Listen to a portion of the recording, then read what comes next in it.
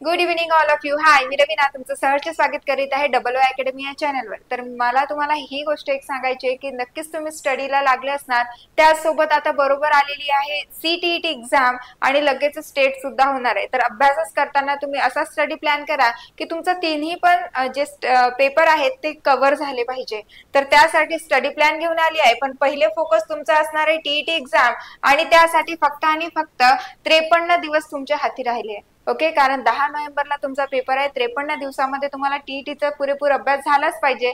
पण त्यासोबत पुढल्या महिन्यात 1 डिसेंबरला तुमची CTET सुद्धा आहे आणि टेट सुद्धा लवकरच येईल. ओके, तर त्यासाठी आपण स्टडी प्लॅन जाणून घेऊया. तत्पूर्वी जे CTETचा पेपर 1 आणि पेपर 2 आहे त्याचे बॅचेस सुरू झालेले आहेत. तुम्ही फीचर्स बघू शकता आणि बॅचेस ओपन झालेले आहेत. लगेच तुम्ही जर ऍडमिशन केली तर तुम्हाला माफक स्वरूपात फीज आपण डिस्काउंट करून देत आहे. डबल ओ अकॅडमी जी आहे तुम्हाला डिस्काउंट मध्ये फीज देणार आहे.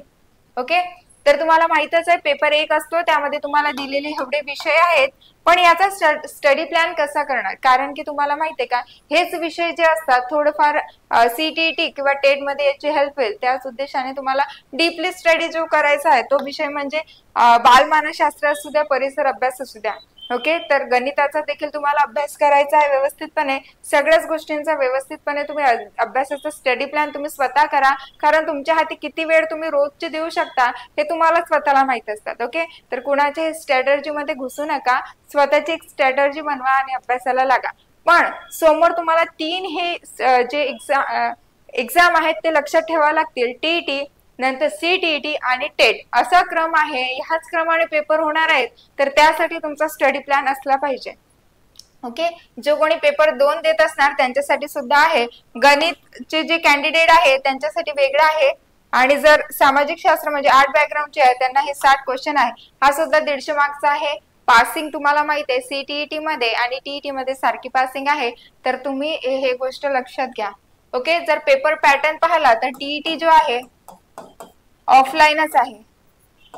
ओके, तर तुम्हाला ते जे OMR सीट असते ते असे गोल भरवायची सवय असली पाहिजे की जेणेकरून तो गोल त्याच्या बाहेर जायला नको. ओके, तसंच जर गृहिणींनी घरी बसून अभ्यास कसा करायचा तर तुम्हाला मी सांगते. 10 नोव्हेंबरला जरी पेपर आहे, दिवाळी त्याच्या अगोदर आहे, 2 गोड पदार्थ कमी करा पण अभ्यास करा जेणेकरून तुम्ही ही पास असणार. कारण शिक्षक भरती किती असो, 5,000 पोस्टची असो किंवा 50,000ची असो, त्यामध्ये तुमचं जर स्वतःला नाव पाहायचं असेल तर TET आणि CTET तुम्ही क्लिअर करून ठेवा. कारण सोबतच समोर नंतर टेट होणार आहे. त्यासाठी गृहिणींनी भरपूर आता गणपतीचे काम झाले आहेत, देवीचे काम चालू करण्याचे आता हे करणार आहेत तुम्ही. पण याच्यासाठी अभ्यास त्याला वेळ द्या, कारण की दिवाळीचे थोडे काम मागे राहिले तर चालतील पण परीक्षा आयोग परत कधी घेईल हे सांगता येत नाही. त्यासाठी गृहिणींना एक नम्र विनंती आहे की त्यांनी अभ्यास करायचाच आहे.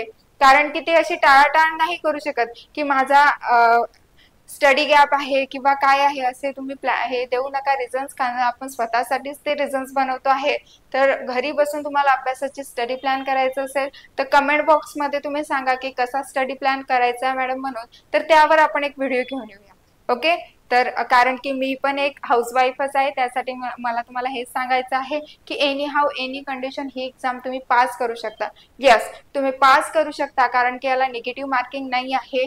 TET ही एक्झाम तुमच्या हाती जरी 53 दिवस आहे तुम्ही सहज पास होता आणि चांगला मार्क्सने होता.